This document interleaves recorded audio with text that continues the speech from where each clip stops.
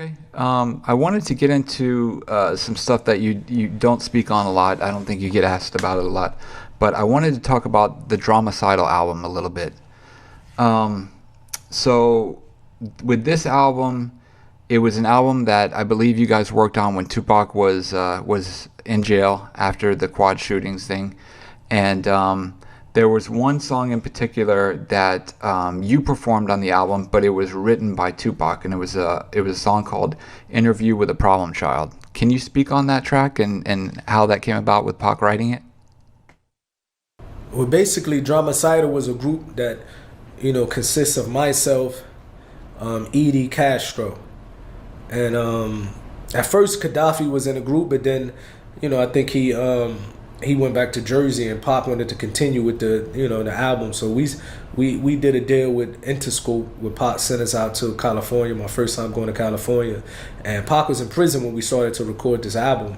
So the song "Interview with a Problem Child," Pop wrote it for me because he wanted this song to be very just from my background, coming from the streets of New Jersey, coming from the hood, and Pac used to say that you had this problem. I was like a problem child, you know what I mean, where I had this innocent looking face, and that's what Pac used to say: you look innocent but you wild. So I wanted to write this song for you. So it was something that he did, and he wanted to do. Eventually, he wanted to do an interview, a video, where it's like the lady interviewing me, or the man interviewing me, and do a video. But of course, we was never able to release that album because soon after he signed to Death Row Records.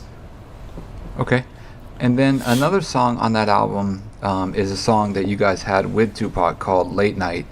I think the first version is one that Stretch produced. Is it true that after Tupac was in jail after the quad shooting, that he asked you guys any song that Stretch produced or did anything with, I want you guys to go and get it remixed, and then so for "Late Night," Mosey ended up remixing it. Is that part true? I believe that's true. I do know, I can't really speak like, the exact songs that he made us remix, but everybody know that when Pac came home from jail, when he got shot while he was in jail, him and Stretch went their separate ways. So of course, the business that he was dealing with Stretch before getting locked up, he didn't want nothing to do with it. He cut all ties with Stretch. Okay. And I believe that album was advertised to come out on Interscope / Out the Gutter Records, which was Pac's label.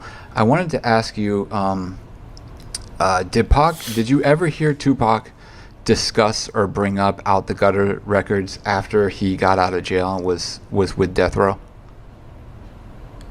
No. After Pac got out of jail and went to Death Row, the only record label or record that I heard him speak about was either he was going to do Euthanasia Records under Death Row or Machiavelli. I get confused which one it was. You know what I mean? I believe it was Euthanasia Records. So he was going to do a distribution deal with Death Row, Euthanasia Records, and the first artist was going to be the Outlawz. But I think he stopped dealing with the Out the Gutter, from the time that he came home.